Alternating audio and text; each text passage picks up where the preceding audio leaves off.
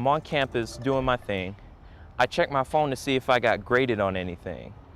And I look and I'm like, error. I'm like, what's error?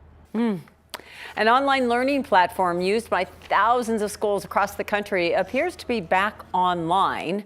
Thanks for joining us at 5. I'm Kim Christensen.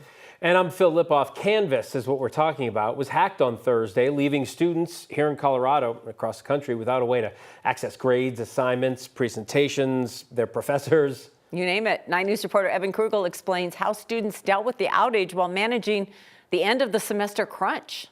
This is my podcast assignment for rock and roll history. The week before finals is a stressful time on a college campus. Everything's a bit faster, everything's a bit more intense. I'm trying to make sure I get everything neatly packaged so I don't have a chaotic finals. For Jaden Hayes, Thursday added another level of chaos when the journalism major logged into his online portal called Canvas to check a grade. And I look and I'm like, error.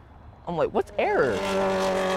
That error wasn't his Wi-Fi. Canvas, the online hub students use for assignments, grades, and classwork, had been hit by a cyber attack. Oh yeah, big deal, because we can't do anything. Jaden says the reaction on campus varied from cursing to celebrations. Few are a little bit nervous, and the other few were excited. It's like, oh, no finals, yay! But I think it's overall just a vibe of uncertainty. We're all afraid when we're uncertain. That uncertainty played out here at MSU Denver and at thousands of other universities across the country, including CU Denver. It's a very stressful time to have this go down. Josh Lucero is a junior at CU Denver and was writing a science research paper when he saw his Canvas down. It's very mixed. Like for a lot of especially the science majors, it's been very stressful because we're like, oh, we have to get this stuff done. But for others, I've just noticed they're just kind of like, oh, I guess more time to chill, I guess. We'll see what happens. I'm on the stress side. The dream of a finals-free semester didn't last long. By Friday afternoon, Canvas was back up and running. I got the Canvas app on my phone, it's loading, and boom. All right, I guess I'm in. I see all my classes, all my grades. Just like that, the panic turned into relief. Grades look pretty good. Just look at those grades. Nice job, dude. Thank you. And Josh is doing well too. Straight it? Not exactly, but you know. Both say they're glad the digital classroom is back open because neither wanted to finish the semester the old-fashioned way. Video takes up a lot of space, and I can't really send that through email. I'll just be like, I'll just hand it to you in person. I don't care. In Denver, Evan Krugel, 9 News. It's unclear how Canvas was able to restore service. The company says names, email addresses, student ID numbers, and private messages had been accessed. But the company says there is no evidence that the hackers stole passwords, personal information, or financial information. We're going to take a live look outside now. It's going to be a great weekend to celebrate your mom. And if you're a mom, to be celebrated. The sun returns, but it won't be too hot outside, at least not this week. We'll bring Chris in now, but Chris, next week it's going to get pretty warm. And in honor of the lone mother on this program, I want to take you out to Kim, Colorado here in Los Angeles. Nice. Nice. Okay, clever. Yeah, clever. You see what I did here. Let's take you out to Los Angeles County, where in Kim it is looking pretty nice there. About 6,000 feet in elevation. Things on the eastern plains of Colorado overall pretty nice on this Friday, on the second Friday of May. Temperatures upper 60s, just a few fair weather clouds. Nothing really coming from those. We had a few showers last night, mainly north of Denver, and early this morning as well. Tonight, the atmosphere is a bit more stable, so we do have 1 or 2 brief showers possible north of Denver tonight, but most of us will stay dry. You got outdoor plans, you got really nothing to worry about. You'll be dry. 60s, 70s, eastern plains, even 80 right now near La Junta and Rocky Ford. A lot of 60s and 70s in the mountains, at 81 out in Grand Junction. So a mild day and beautiful weather overall. Radar, certainly a little different than 2 days ago when we were dealing with all that snow across Colorado. That snow, of course, is a long distant memory. It's basically all melted off.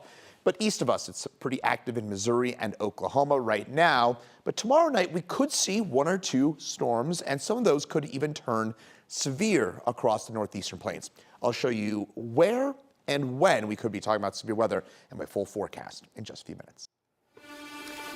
The U.S. Forest Service firefighting operation known as Sky Hammer will be lifting off from Colorado once again this year. The operation includes 2 tankers, which act as support vehicles for fire response. Teams can use them to fly massive tanks of fire retardant for hard-to-reach areas.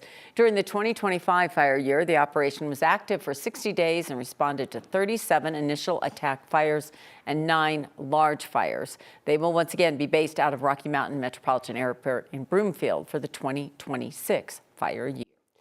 A 25-year-old man has been charged in that crash that killed an Arvada couple on Valentine's Day.